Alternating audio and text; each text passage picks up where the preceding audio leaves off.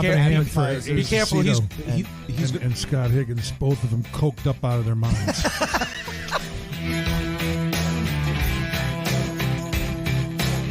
Listen to you. He's down in the basement. Yeah. Oh, I love that. I think we should call this the Acement. The Acement, yes. Yeah, what do you think there, huh? I like that. The Acement Studios. Excuse me, I'm drinking beer. Hold on a second. We usually drink bourbon on our end. Yeah, when we right. do the podcast, so That's all right. feel free to enjoy yourself. Yeah, exactly. You shoot an 8-ball if you want. We don't care, as long as it's good stories.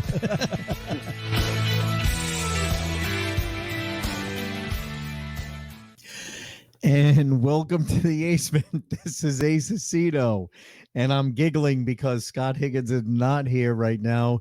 He is actually trying to talk our guest into the studio. So we have a guest who is not as technologically savvy.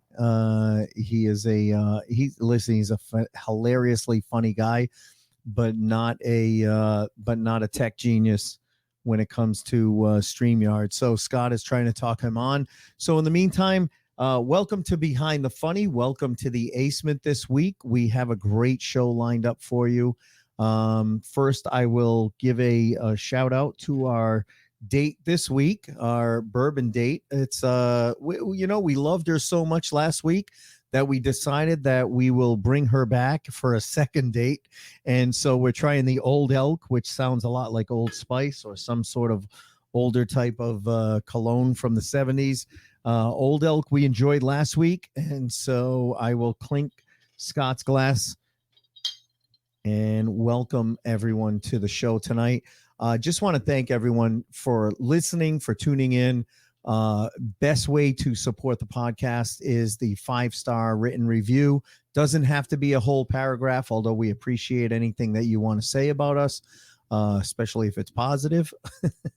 And yeah, just a 5-star written review really, really helps the podcast with the algorithms and gets us seen a little bit more. So when someone puts in comedy interviews or something they're interested in comedy, it actually helps us to get higher on the list. So other than that, we have a great show tonight. Mr. Chance Langton is going to be back on. Last time we talked to Chance was a couple of years ago, actually pre-COVID, and we actually had him on the show.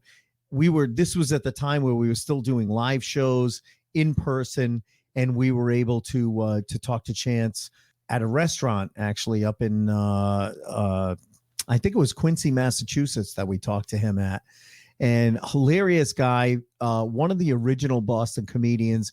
You've heard us talk on the show about when stand-up stood out, and that was a documentary done probably about 10, 15 years ago about the Boston comedy scene and how it came along. It was done by a guy named Fran Salamita, and Chance Langton was one of those guys that was mentioned very prominently in that documentary. He also was mentioned by our friends Charlie Hall and Frank O'Donnell when they were on about, kind of starting the comedy scene. When they started the Rhode Island comedy scene, Chance was one of those guys that was like, hey, why don't you guys come up to Boston and try your stuff up here? So we're really excited to have him on the show tonight. He's still working through trying to get on. Scott's in the other room trying to talk him in. It's like air traffic control here tonight, folks. So just bear with us for a little bit longer and we will have a guest.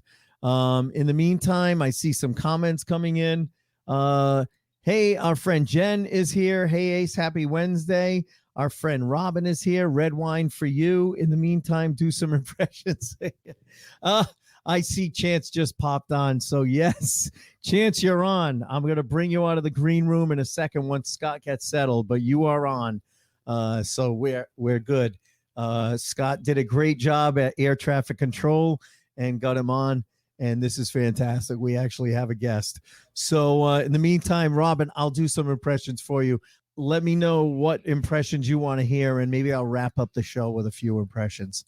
Great job, Scott, at air traffic control. I was just talking about how you were talking him in, like a flight flight attendant I on am the plane. applying for a job at Apple Yeah, tomorrow. no shit, you're in a genius. And their Genius Bar, because cheers, my friends. Cheers, buddy. Old elk. Everybody, that's right. Let's put a little did it. behind the ears. Yeah, I was just gonna say it's like Old Spice, but a little different. In the meantime, I did talk about the 5-star written reviews. Yes. Yes. Tell a friend. 5-star written reviews. So important. And I just wanted to point this out. I was looking at some of the reviews, and one of the ones we got said, "Love these guys. Very funny podcast," and it was a 1-star.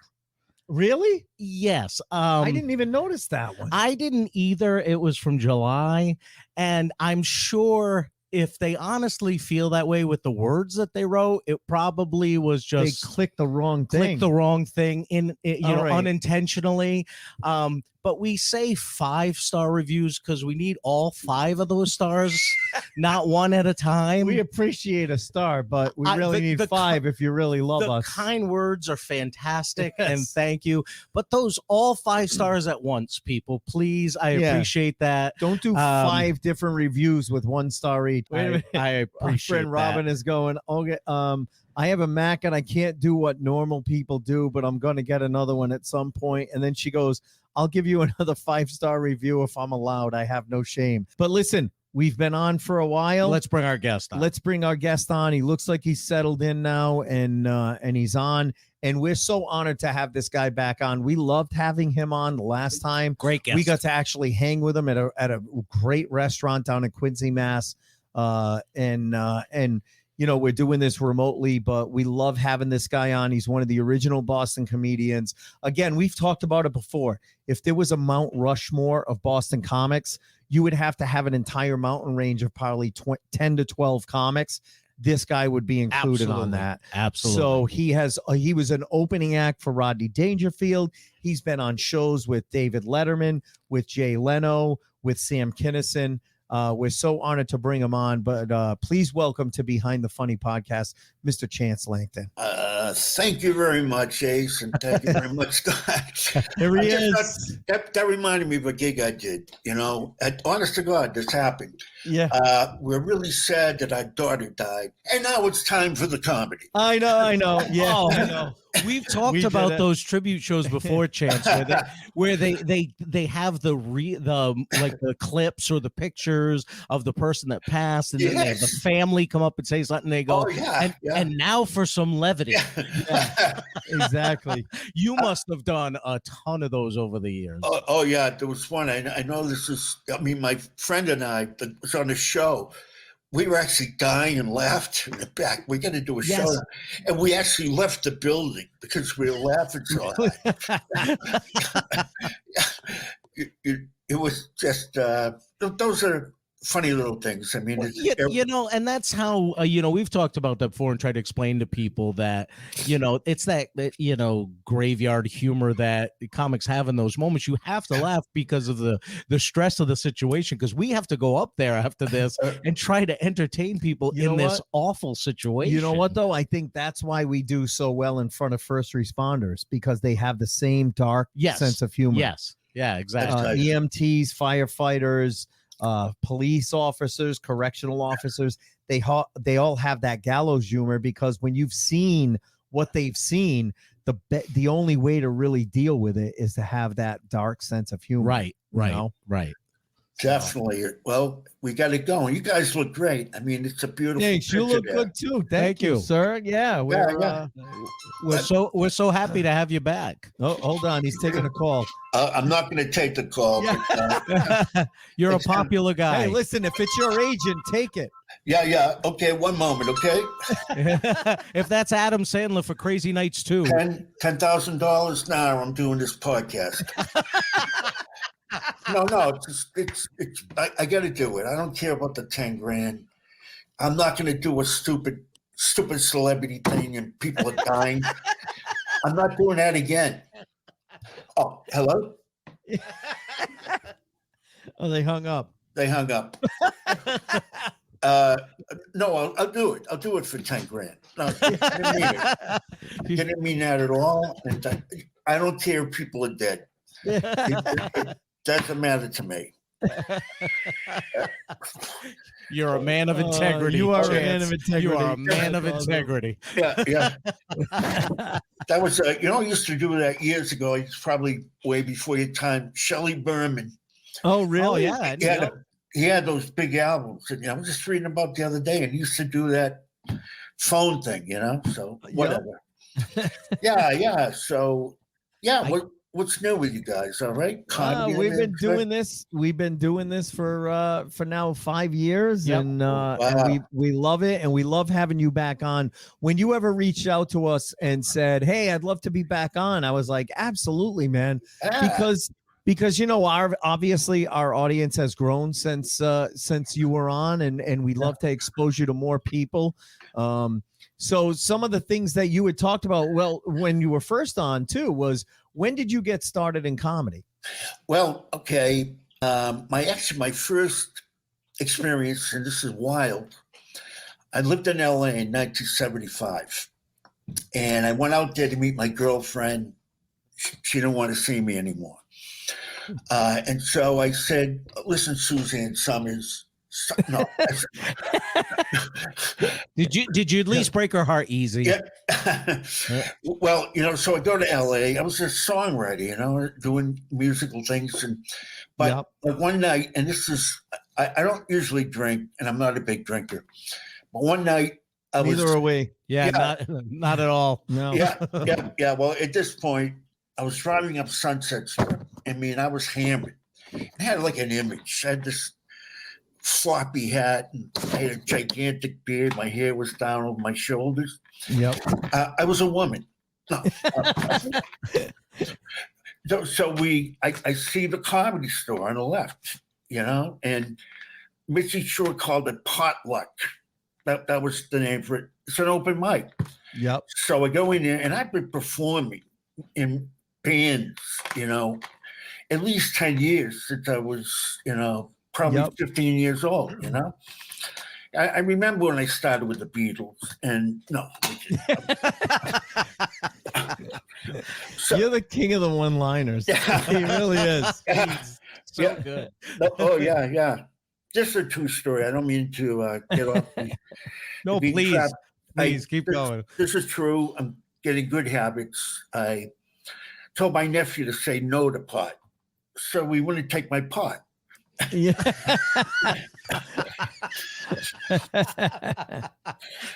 And Congress legalized marijuana in a joint session. Yep. I just got that. It took me a second. Yeah. You ever get so stoned someone says your eyes look Chinese? Once I get stoned with my friend, he's Chinese.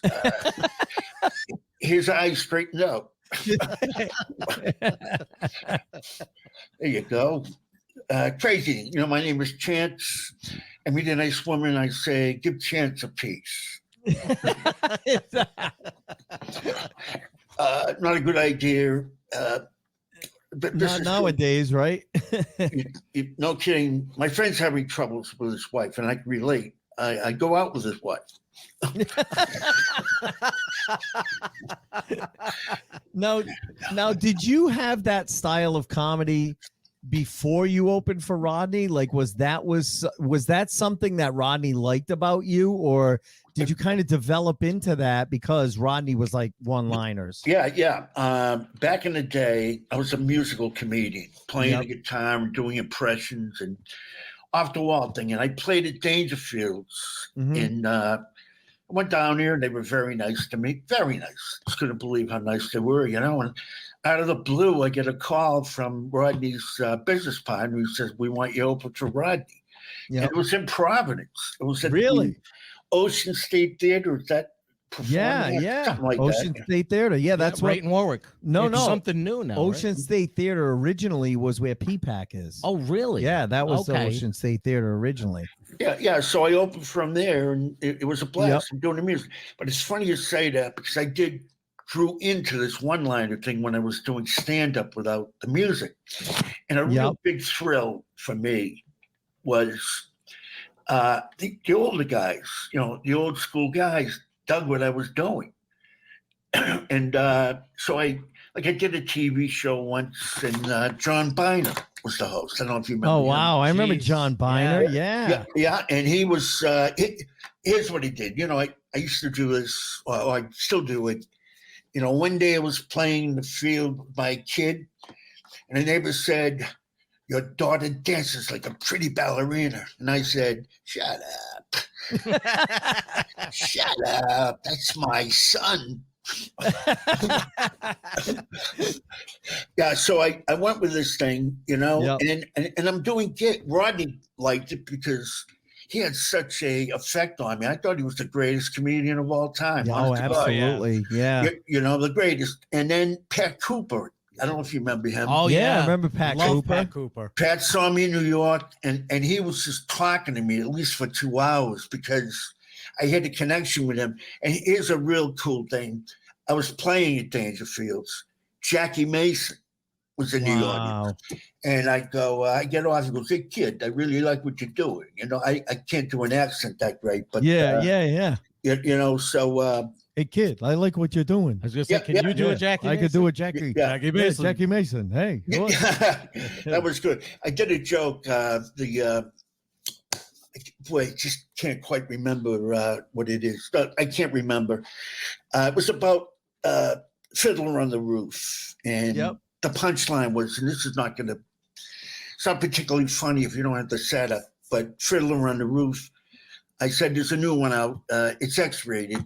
A diddler on the roof."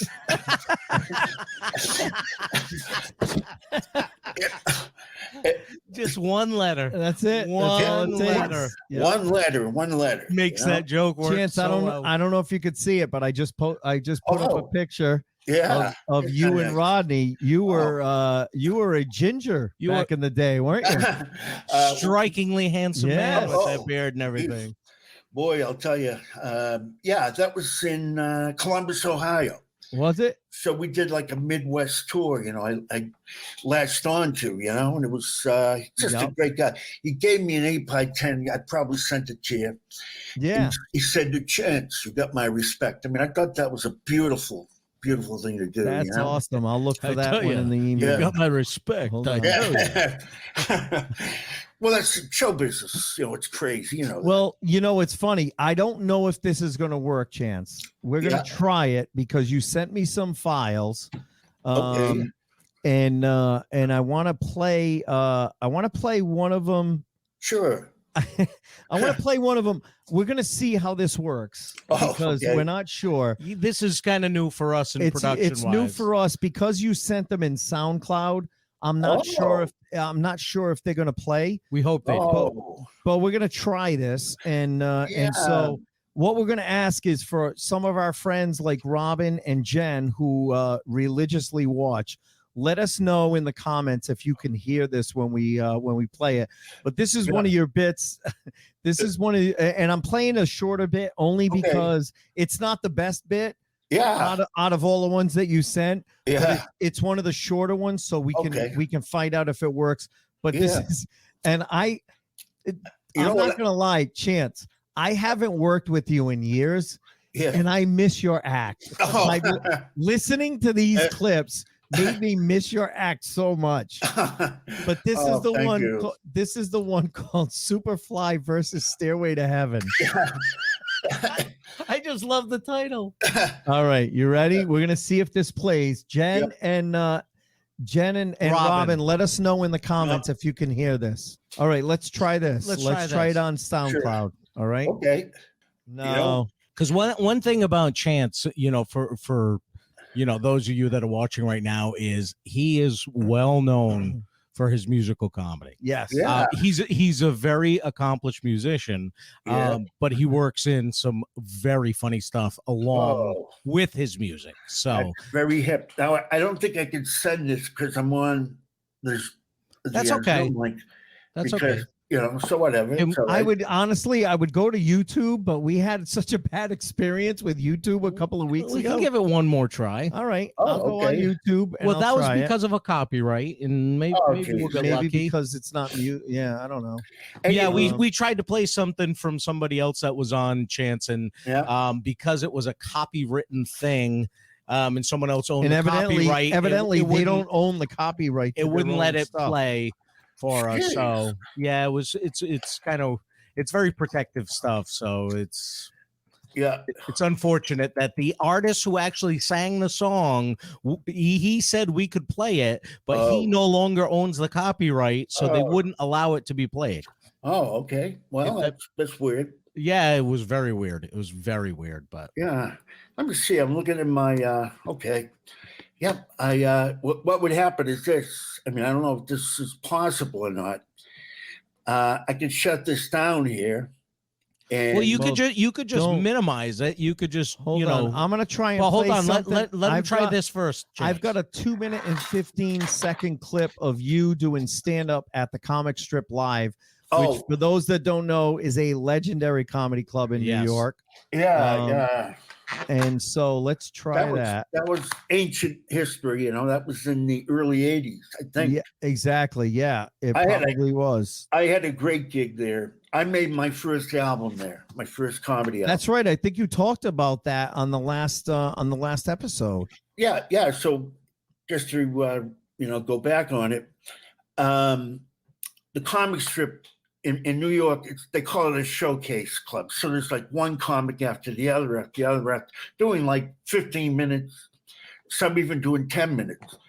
But that night, I already had the deal, and the guy's coming in to record me live. And the owner of the comic strip managed Eddie Murphy. And what happened was Eddie Murphy was getting, and this was his club, Yep.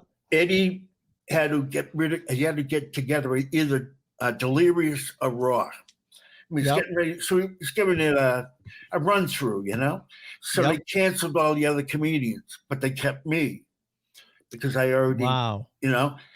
And so he was amazing. He had charisma up the yin yang like I've never seen.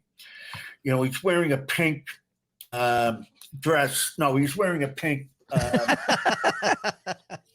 like a leather thing, from top to bottom. Yep. And he was just incredible. But the crowd was so jacked that it went great. I mean, the crowd was great. I had a wicked ad lib on it, but maybe I said it before. I mean, I said this. I didn't only come here to perform. I came to sell some acid, if anybody's interested. And some guy yelled out, "How much you got?" And I said, "I've got enough to make you look handsome."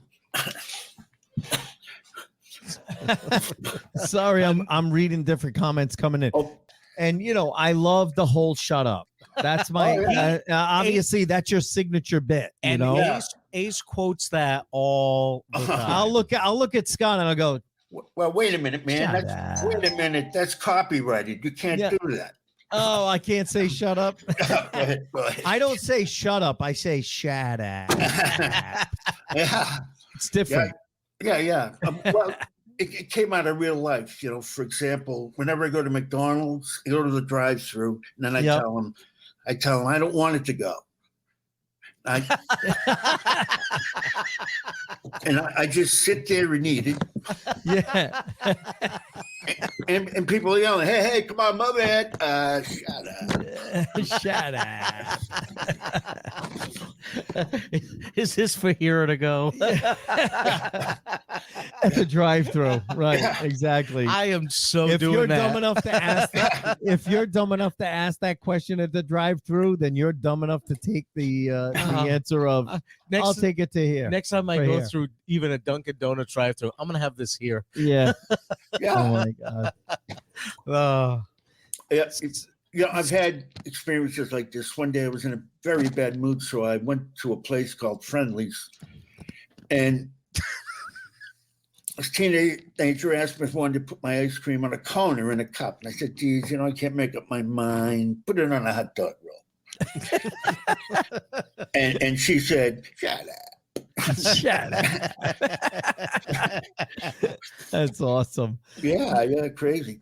So what have you been doing? Obviously the pandemic changed everything for everyone. What have you been doing? Have you been It was bad news, as you know, last week, last year? everybody Every was shut week. down completely. Yeah, I tried to make the best of it, because you do anything to make a buck. right. And I was on a Zoom. Believe it or not, it was a celebrity roast on Zoom. Really? Yeah, and anything to make a buck now. I told jokes, and Caitlyn Jenner laughed her nuts off.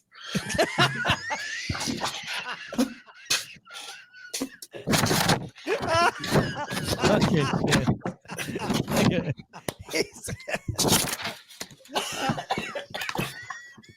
oh my God. Yeah. So how many Zoom shows did you seriously? How many Zoom shows did you do last year?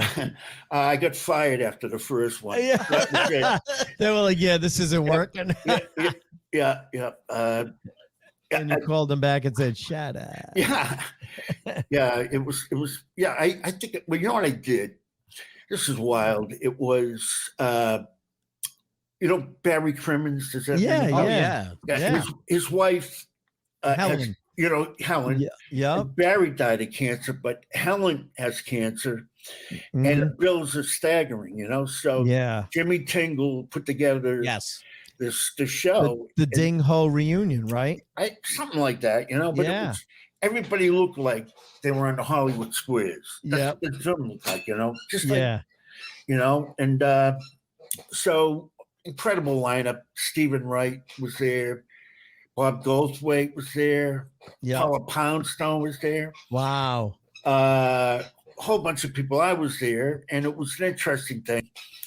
You would do your thing, and then they allowed people to call in that were making a donation or whatever, and they could speak to all the comedians, you know? And they said, "Isn't this great?" And I said, "It's going to cost you $1,000. I mean, I'm not going to, no, that'll Well, you cut him a deal. I It's cut a normally deal. 10 grand, right? Yeah, I cut it. Yeah, that's right. yeah. So that was, and I think they raised $40,000. Awesome. That's fantastic. Awesome. That is awesome. Yeah. Yeah. It's tough, when people, it's an awful disease, obviously. And, Yeah. And now it's time for the comedy. No. Yeah, right. We had Jimmy Tingle on just before you guys did that. Yeah. Oh, Yeah, we had okay. him on a couple of weeks before. Yeah, he was Oh, yeah. promoting it. And we were promoting that you guys were Yeah. getting ready to do that, and that was awesome that you guys did that to help Helen out. So Yeah. and what an amazing lineup of who's who from the Oh my Ding Ho God, years. I yeah. mean, Jack Gallagher, Jack like Gallagher you was there. said I think yourself. was and- Mike Bent on that show? No, Mike? I don't remember if he was. But Mike- was Mike Bent? Mike Bent called in a remote, I think. Okay, Oh, did he? yeah. Okay. But it was a lot of fun, and they Yeah. did what they had to do, and I thought it was really cool. But that's not a normal Zoom show. No, that's a special. That's No, that's a definitely special show. I special mean, one. I would love to be part of a show like that. The normal Zoom shows don't go that smooth and that cool. Yeah, No. yeah. Well, that's what happened to me, and like I was there, and people said, "How you doing?" The same thing. Yeah. Everything shut down, and I said this. I said I tried to rob a bank, but they wouldn't let me. I wasn't wearing a mask.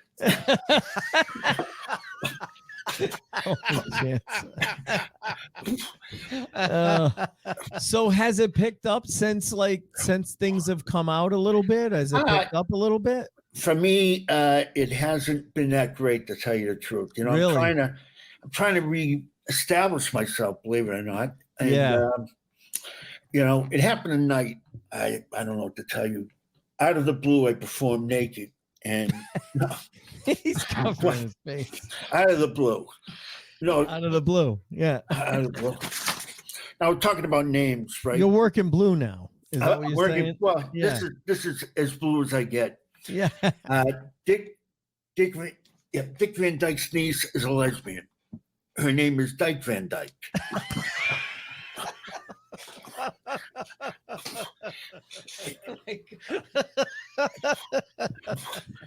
Yep. His nephew was gay. His name is Dyke Van Dyke. Yeah.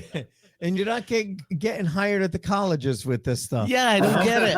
I don't get it. Yeah. I did a great show at Smut University. It was At next year's LGBTQ rallies, you should be all over that stuff.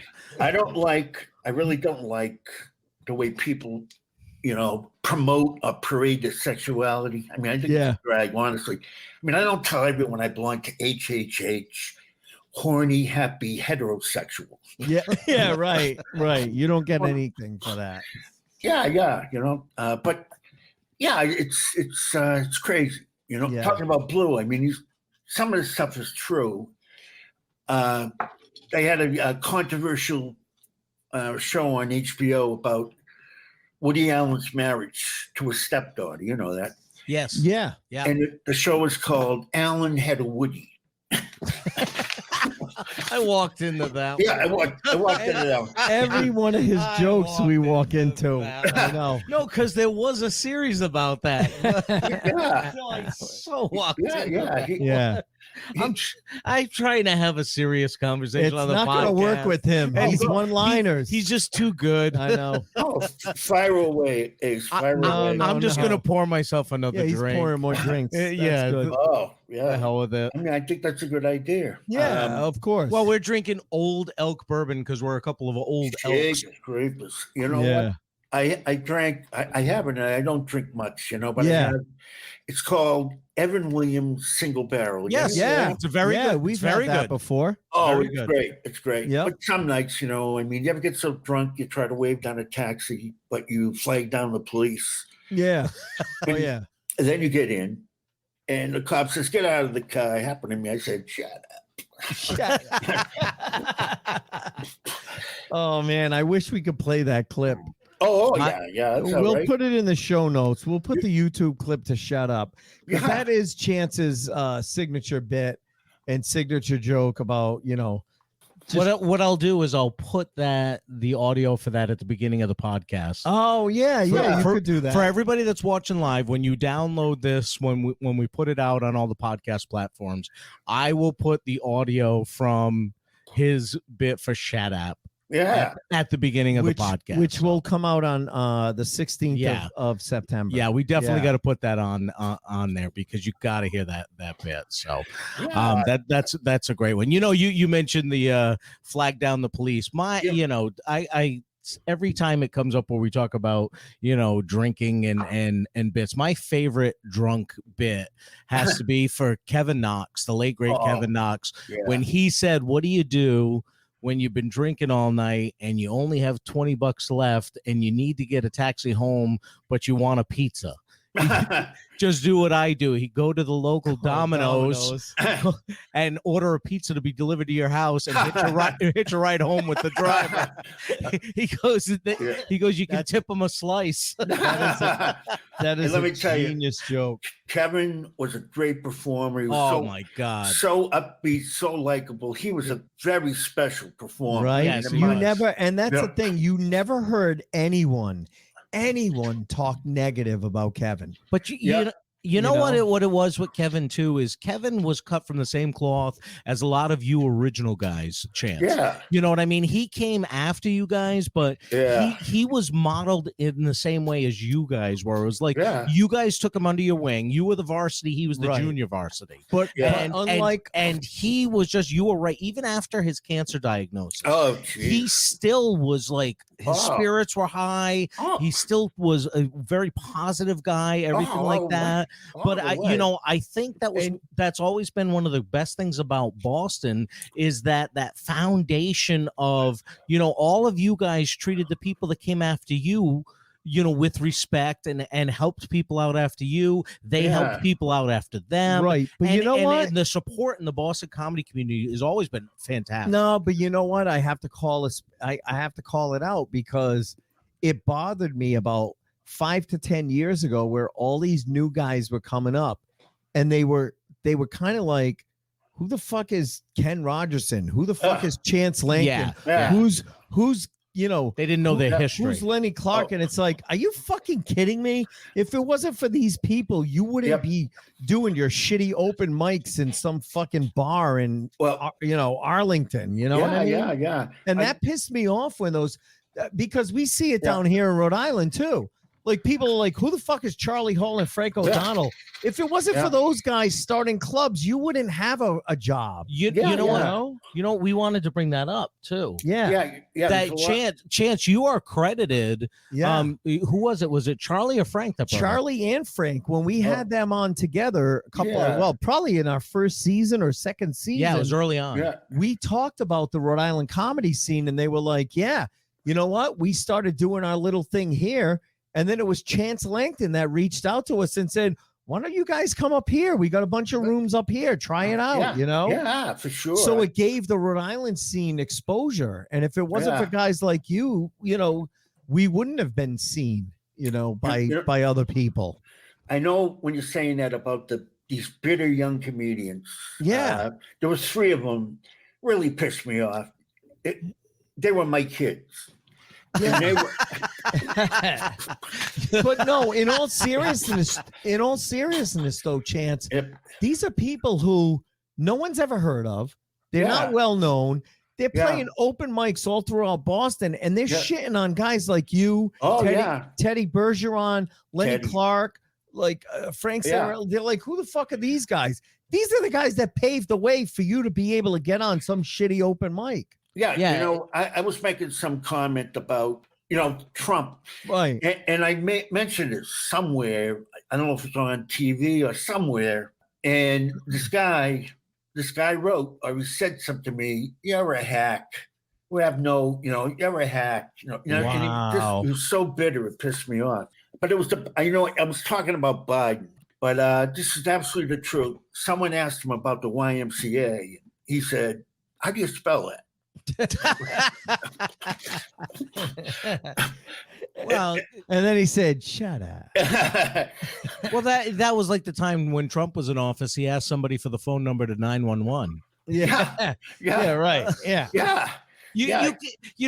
As long as there's been politics, there's been jokes about politicians. I mean, exactly. Chevy Chase used to fall downstairs. No, Mark Twain used to make fun of politicians. Oh, okay. And that was the original stand-up comic. And you said the right word, cult, because there are diehards on both sides of the aisle that are never going to change their mind. They're always going to hate. They can never admit that the other side has done something good. Right. Yeah. No matter what, it is what it is. And that's my father told me, when I was younger, 2 things you never want to get in debate on with people are politics and religion.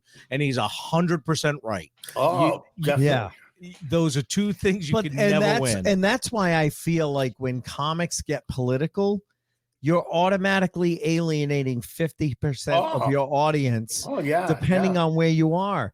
Because if you're if you're in New York City and you're a staunch Republican and you're talking about Republican ideals, you're going to alienate 80% of the crowd. But guess what? If you're in Texas and you're a liberal comic, you're going to alienate 80 to 90% of your audience. That's why I don't talk about politics. And if I do, I make it so over the top. Like I used to do a joke about Trump and the wall and all that stuff. But I made it so over the top that people who hated Trump loved it. People who loved Trump were like, all right, that's fucking ridiculous, but it is something he would say. You know what I mean? Better you than me. I made a joke about him when he said during the debates with Hillary, he talked about an illegal alien from Mexico, and he called him one bad hombre. And I said, I can't wait for Trump to come out with his own male enhancement product. He'll probably call it one bad hombre. And someone in the audience actually booed when I said that. Yeah, but you have to make it over the top ridiculous. I was like, oh my God. Yeah. That was, listen, I'm not even talking politics. My thing was talking about making the border wall out of Mexicans and Guatemalans, like stacked 18 feet high. Insulted by that. No, people would laugh about it I'm because insulted. Trump supporters would be like, all right, that's so ridiculous, it's funny. And then people who hated Trump liked it. But I really try and stay away from politics because let's face it, between politics and COVID over the past 2 years, Yep. people want to forget about that. Yes. Of course. Yes. So of I course. try and bring them back to like Oh, I yeah. recently I was thinking about this joke and I haven't fleshed it out, but I was thinking about this joke. Remember when we were kids and they would show like a cereal commercial and it was a sugary cereal. It was like fucking Fruit Loops or Apple Jacks. Yeah. You know, totally loaded with sugar, but at the Yeah. end to cover their asses, they would always say Fruit Loops is part of this balanced Nutritious breakfast. Oh. Right? and you look at it and it's like, wait a minute, my mom doesn't make me Yeah. eggs and toast and Fruit Loops Right. The and bowl of orange cereal juice, in the middle right? with the fruit No. and everything else. My around balanced breakfast was 8 fucking bowls of Fruit Yes. Loops. You know what I Yes. mean? The And it's like, disclaimer. no wonder we have diabetes nowadays. Oh, It's because of yeah. that. Well, that's the most Yeah. ridiculous thing I've ever heard of. Yeah. That's funny. Mel Blanc was dynamite. Oh my God! Listen, I still have it in the other room. I have the there was when Mel Blanc died in 1989, that picture. there was a picture called Yep. Speechless, and Yep. they had all of his character voices It- standing there Yep. and a solo light on a Yeah. microphone, Dude. and it just said underneath Speechless, and they all looked sad. It was a brilliant picture. Oh my God. Brilliant I still picture. have it. It's literally in the other room. And it was a- Now you're- you did voiceover, Chance, didn't Yeah. you? well, I just did the one that was cool. I did a voice on the movie Eight Crazy Nights. Right. Yeah, Adam right. with Sandler. Adam Sandler. So I sang on it, it's just, but he wanted something comical, So what a lineup is crazy. Adam began, then I come in, Laney Kazan comes in, she's the Broadway Yep. Yep. singer, and then Alison Krauss. Oh, my the God. fourth Wow. voice in. So it was pretty cool. I might have done a few voiceovers or commercials here or there, but not really that much stuff to begin with, So Yeah. No, Yep. but that one's pretty bragworthy, Oh, right there. absolutely. yeah, You know, with Adam Sandler, Allison Krauss, Laney Kazan. I mean, yeah. that's not a bad lineup to be part Yeah. of. Well, I'll Right. tell you something. They are very supportive of me. I can always talk to their music producer, and I have just Yeah. become best of friends. And so the door's open there. I got to drive something through the door. I'm writing a musical right now, Are you? and and I'm rounding it up on a lot of notes, a lot of studying, And Yep. then so I'm working on it. I've written, I'd say 50% or more of the songs, So I'm just going at it, It's That's a real awesome. it's a real task. Let me tell you. I mean, How did you get hooked up with Adam Sandler's musical producer?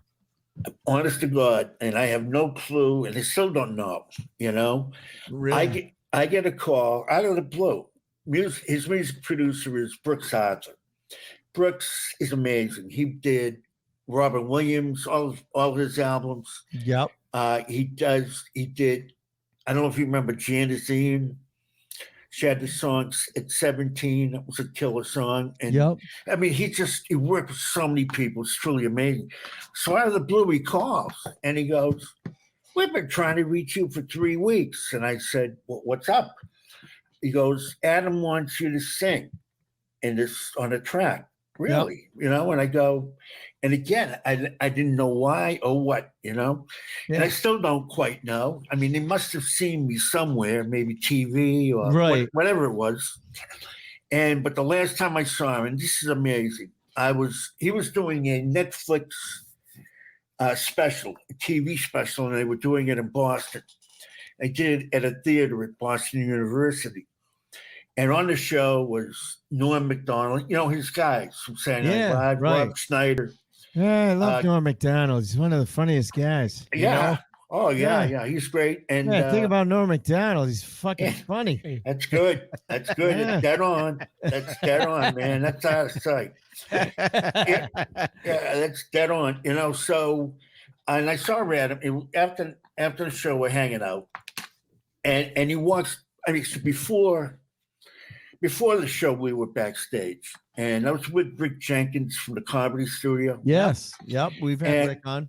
Yep, Rick's a good guy. And Adam, when I first saw him, he goes, "Chance, you're looking good." He gave me the bear hug. I was like, what a nice guy, you know. So after the show, obviously there's people. I try to stay, you know, kept my distance because everybody's talking to me, you know. But finally, I Right. went up to him and I said, Adam, I want to thank you for having me in the movie. And he said to me, there'll be more.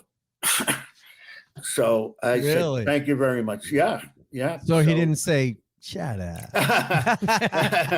yeah. You know, it's funny because him, Joe Rogan, these guys, All guys that take care of people that they started with and they talk look up about to. Boston comedy. Yeah. Yeah. And Boston comedians. So Rogan talks about it on his podcast Yeah. all the time Yeah. about how killer you know, the Boston comedy scene is, and some of the original Boston comedy guys who, if they ever moved out of Boston, would have been destroy huge.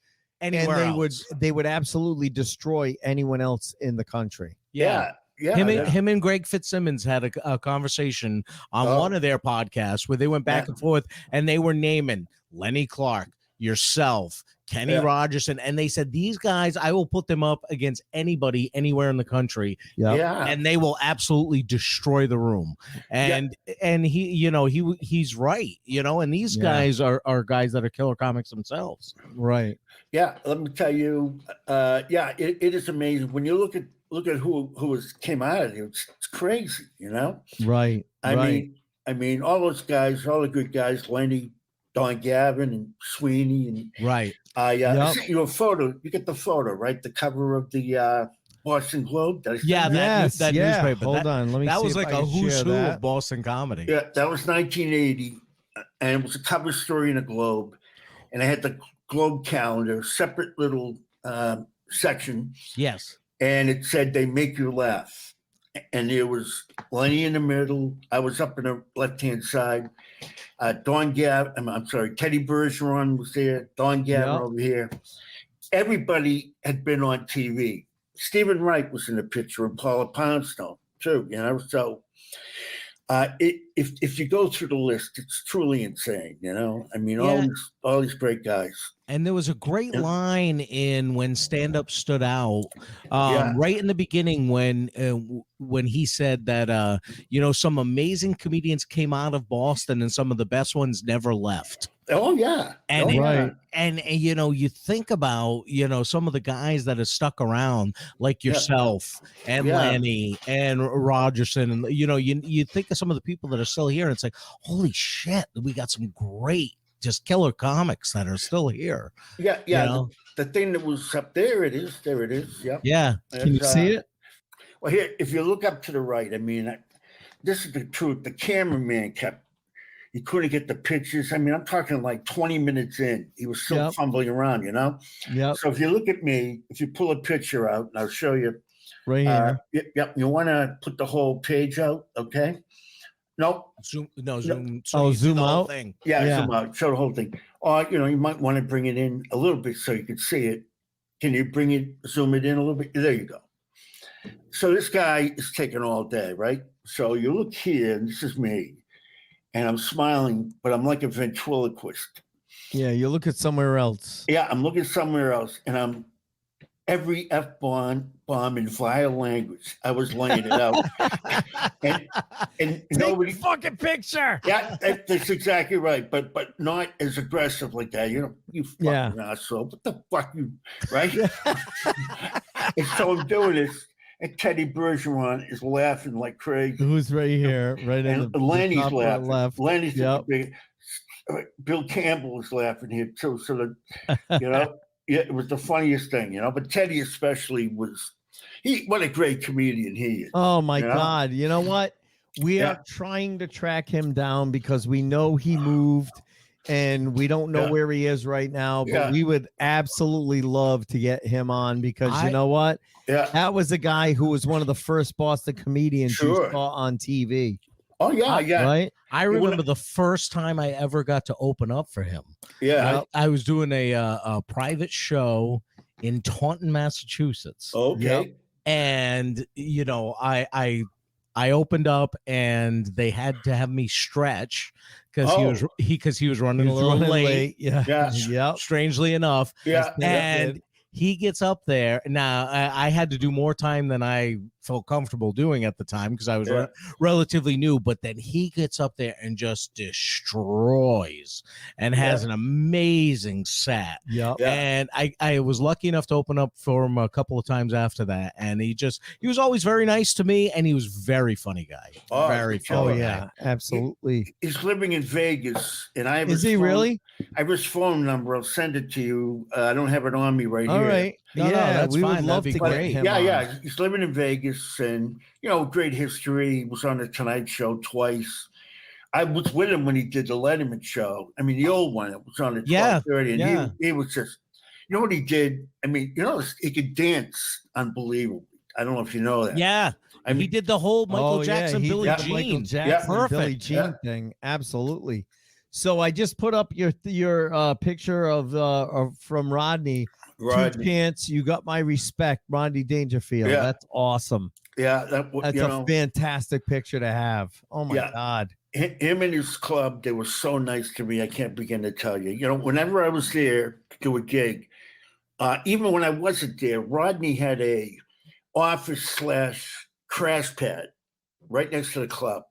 And if he wasn't around, they always let me stay there. If I was, down in New York, even if I wasn't performing there, And every time I was there, dinner on the house, just a great experience. It's like even in rock and roll or music, a lot of well-known groups stay together even when a member passes on, Yeah. I saw the Jackson 3. I saw Frankie Valli in the 2 seasons. I saw the Righteous Brother, the Everly Brother, the BG. I saw One Dog Night. One Dog Night. But show business, like Isn't it sad? actors who start, this is really weird, you probably know this. Actors who start in the theater Yeah. often go to Hollywood to make it big. How many times have you seen this? Kathy Bates won the Tony for her Broadway performance in Hamlet. Yep. She's best known for the film The Return of Godzilla. Right. It's just Right. not the same, But No, I know. You're right. You're right. that was a Crazy. new joke I'll never do again. I knew he was going to do that. Yeah. That was one of the funniest parts of your comedy studio thing. You tried to joke and you were like, "That was a new joke. I will never do that again." Yeah. And then the crowd went nuts. Yeah, that was, Oh, it was awesome. I look back at that tape and it was just something there, It was awesome. That was an like- awesome tape. The Comedy Studio is the one place, now they're in Somerville, although Yep. with COVID, things have been switching around. It's been tough. Yeah. That's the one place you could go in and, work on stuff, Yeah. Right. and not have to worry about Well, it. and we had Rick Jenkins on a couple of years ago, Yeah. and that's what we talked about. We were like, you literally were the training ground for people to say, all right, I want to work on a tight 5-minute TV set. That's right. This was the place you could go and Yeah. do that, Yeah. it's the only People place. could work on anything. Exactly. Yeah. And he's very good at his idea of who's talented. I think Yeah. it's really interesting. He's got Yep. a lot of you might say sometimes avant-garde type of act. Avant-garde, alternative. Yeah. Yeah, alternative. Yeah, but you can go in there and just go with it. Right. I think it's a great place. Yeah. It's funny you brought up the word alternative because we recently had on Martin Olson. Oh, Uh, jeez. Yeah, we had him on a couple of weeks ago he- for the he ju- second he- time. He just love released that guy. a new book. Yeah. So we had him on to talk about his new book, and Oh. he brought you up, and he told us that you were the first to introduce alternative comedy rooms to Boston. Oh, He said because you had like the connection, you had the ding ho. He Yeah. said, but Chance was the first person to really introduce the comedy nights at like a bar or comedy nights or at a a restaurant. different Yeah, restaurant. somewhere different. You were the guy that introduced that to Boston. I had some really great gigs. I had the Hot Tin Roof in Martha's Vineyard. That was a blast. Yep. It was a couple of rooms at the Cape that were dynamite. I was at one room at the Cape for over 20 years. Wow. You know, it's just an incredible thing. You know, so I mean, there were a lot of gigs, and then other people started putting stuff together. You know, it's a very tricky thing. You know, but Right. you know what I liked about it? I could work on a show with people I wanted to work with. You know, it wasn't like, I think what I really had was very good was understanding chemistry in a show. Yeah. So you want to have the first act compliment the next act. They work together. You know, I don't mean giving you a compliment, but you know, like the first act might be a nice guy who's ingratiating, and the next act might do observational humor, and then you have, you know, someone like me, and I'm doing maybe a musical. Right. Yeah, you know, so it was a matter of putting the right people together. I don't think many people do that. No, they don't. They don't. Yep. Unless they're a comic, a lot of bookers don't necessarily think about how a show will work. They're just looking for, all right, these three people are available. That's right. And they don't necessarily look at what's going to complement each other. Oh, I have a really likable guy, and then I have an impressionist, and then I have a musical act. Yeah. That's a great show. But I mean, listen, I can't tell you how many times I was booked with Jim Lauletta on the same show, and we're both impressionists. And it's like, why would you? I love Jim, don't get me wrong. Yeah. But why would you put us on the same show? We both do impressions. Yeah. We're similar. It's like putting you and DJ Hazard on the same show. You're both musical guys. You know what I mean? Yeah. You have to put a little bit of thought into the show. You know? Definitely. You know, so I think it's that's what I did, but I haven't done it in a long time. You know, I'm thinking about it because we'll do it, man. I'm seeing a lot of love to work with you. I'm seeing the other clubs, you know, and it's like this, you know, it more or less carried on. Right. From those original days. I mean, everybody's making money and all. Yeah. But, you know, suddenly the person who's a floor manager now is booking all the comedians. Oh, exactly. Yeah. Oh, exactly. You know, and some places. And then all of a sudden, some places they're like, oh, I've never heard of you. Yeah. And it's like, I've been doing this 32 years. For someone like you, you've been doing this 40 years. Like, all right, I don't care if you haven't heard of me. You know, give me a chance. I've been doing this. You know, I had an incredible club, just to give you an example. It was the guy running it was gung ho, was a fan of mine. His wife seemed to be nice, you know, at first, and then his father was there, and they hired me to do it. And this place was selling out big time, right? They were selling out. It was unreal, you know. It was just fantastic, you know. Then suddenly the wife starts saying, I don't understand why you're paying Billy Martin this and you're paying this guy more. Billy Martin, why is he playing? You know, and he was like, she was constantly questioning. Yeah, right. Complaining, even though they're making money hand over fist. I mean, they were making a fortune, you know, but her ego came in, and then I ended up getting, kicked out of the place, you know. And what happened was they were out of business within 6 months. Yeah. They were out of business. Because what she didn't realize was Billy Martin was worth that extra money because he went to LA and was a writer on a bunch of shows and had credits, and you were bringing him back, and it was worth bringing him back because he's a great comic, you know? Yeah. Actually, in those days, he was a Boston comedian. He hadn't gone on to write anything yet, but I knew he was talented. Yeah, I knew he was talented, so I would always put him on second because we were going to open with him. But he goes on second, and he's getting, you know, what you would call middle money, but it was good money. Right. I mean, I think back it was then, I think it was maybe $150 or $175 to go in the middle. Yep.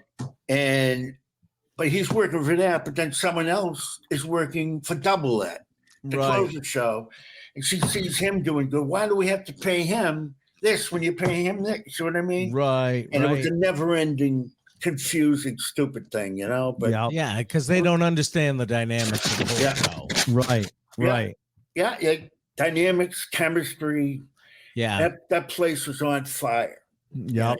It was in Middleton. It's a town between Route 1 and Route 128 on the other side. Yep. It was like in the middle. It looked like it was in the middle of sticks, but it was perfect. Yeah, it was like perfect location. It was between Route 1 and Route 128. Right. And But it was Route 114, right? that's right. That's in, where it in was. Mass. Yeah, That's where it was. Route I 114. remember it. I used to live in that area, so Yeah, it was Middleton called- was a great place. Welcome to the Tom Podcast. Yeah, right. I know. Yeah, So it let was- me ask you this, because we may have asked you this on the last show, but we always like to wrap up the show with asking our guests about the funny bad gig story, and that's the gig that wasn't the funny the night it happened. Not at all. Because it actually made you want to quit comedy. But the further away you get from it, when you're telling funny stories in the green room Yeah. to other comics, you're Sure. like, someone will tell this really funny story, and then you'll be like, "Oh, you think that's bad? Yeah. Oh, I got one for you. Your Yeah. war story. Yeah, your worst war story. Yeah, gee, boy, that's I'm not trying to go on total recall here, but I did this the last time. To me, this was a funny gig in a way. Yeah. Because the crowd sucked, right? Yep. The crowd was terrible. I'm in New Hampshire, just terrible, right? But then suddenly there was a lightning storm. So as I told you, they're a terrible audience, and now I'm being heckled by God, And, Yeah, right. Yeah. and it was literally thunder and lightning and Rob Steen, it was a Rob Steen gig, right? Yeah. And he was dying in laughter. Yeah. When Because we all love when our friends are dying on stage. Absolutely. Right. Yeah. That's he was- kind of supportive dicks we are. no, he was dying because the thunder and lightning was like, he was dying in laughter. I'll never forget that, But there were so many gigs that were, I can't.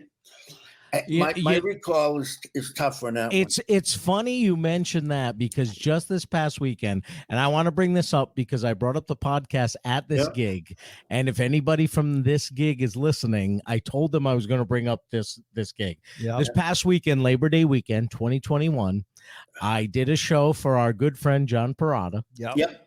It was a private show at somebody's house. They were having a Labor Day party.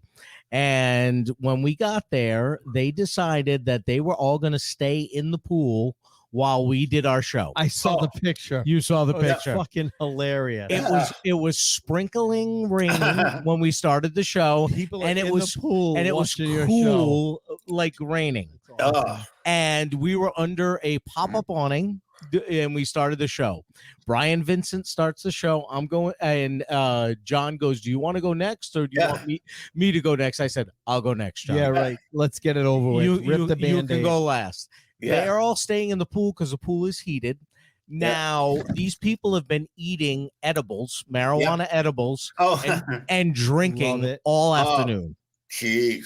So they're all in the pool, Yeah. and Brian, tries to do a little material. They want nothing to do with the material. Oh, okay. Yeah. So he's just talking to them and kind of trying to rip on them.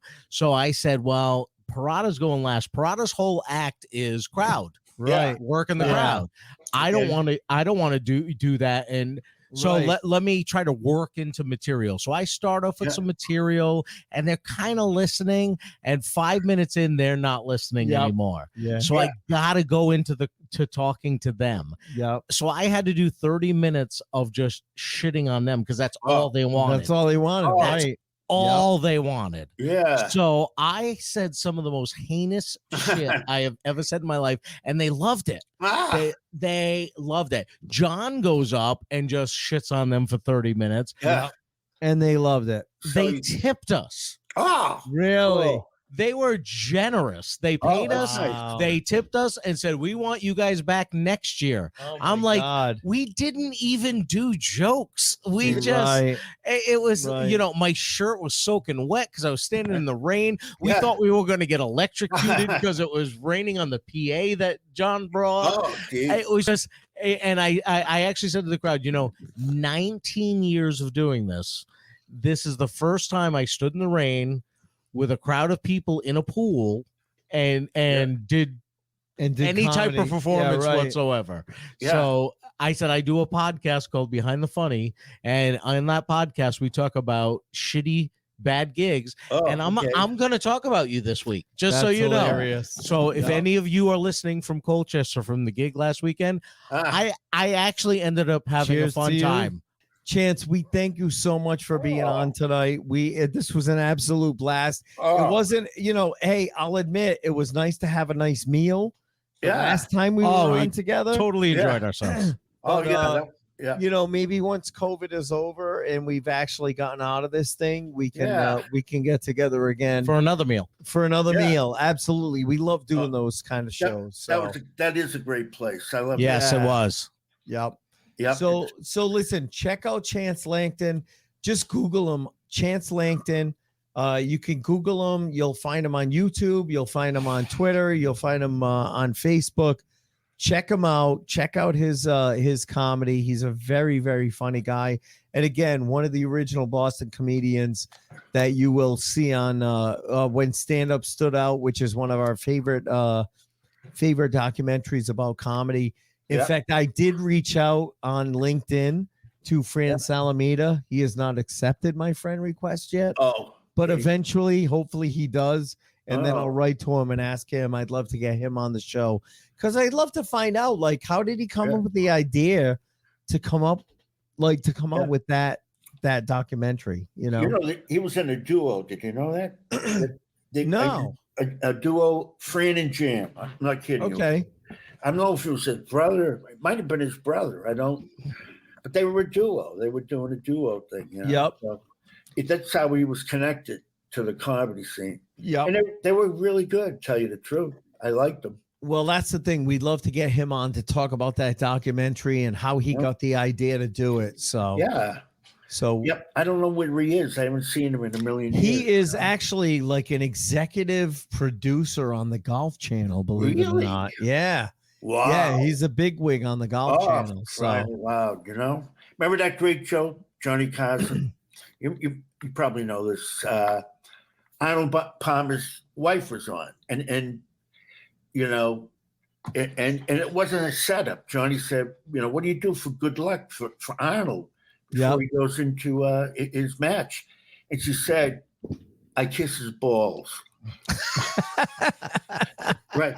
And everybody's roaring and laughter, and she meant it as a serious thing. Right. And then Johnny said, well, I guess that straightens out his putter. Honest to God. That's awesome. Yeah. Johnny was the king. Johnny was the king. The greatest. He was there the was greatest. a reason. Greatest ever. No one's going to come close. No. I don't think anyone's trying to come close now. Yeah. Yeah. But he had it all. He was the greatest. Awesome. Yep. Well, listen, man, thanks so much, Chance, for being on. We really appreciate it. And like I said, check out Chance Langton. Just Google his name, Chance Langton, and you will find all kinds of clips, funny video clips, audio clips, as well as his website, which will hopefully be up again soon. I know that feeling, buddy. And he's on Facebook too. And he's on Facebook as well. So listen, thanks a lot, Chance. We appreciate you being on. Thanks. And Ace, I'm going to send you an email. All right. And I'll send you Teddy stuff. Awesome. We'd love to have Teddy on. Yeah, I'm going to, I'll give him a buzz. He's a great guy. Awesome. Thanks, man. We appreciate it. Have a good night. Take care, buddy. You too, Ace. You too, Scott. Thanks for having me, man. Thanks, Chance. Thanks. All right. And that was Chance Langton. Man, that was so awesome. Nice to see him come out of his shell. Yeah. No, you know what?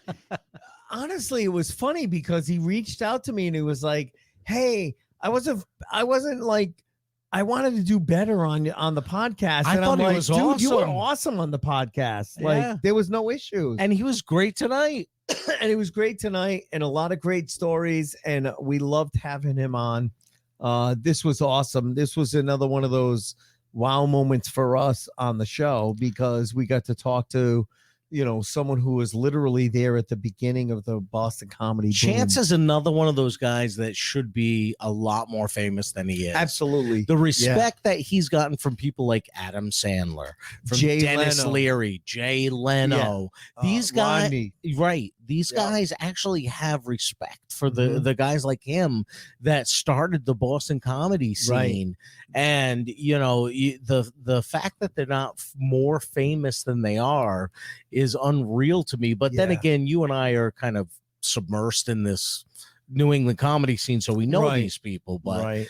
I'm glad that we kind of have this, ability of bringing these people to, people around the country. So hopefully you guys were, enjoyed that. And I know that you did, because Chance is absolutely amazing. Yeah, absolutely. So again, if you want to help out the podcast, the 5-star reviews, again, all 5 stars at once. Yes. Not one at a time. Not one at a time. Thank all you. 5 stars at once.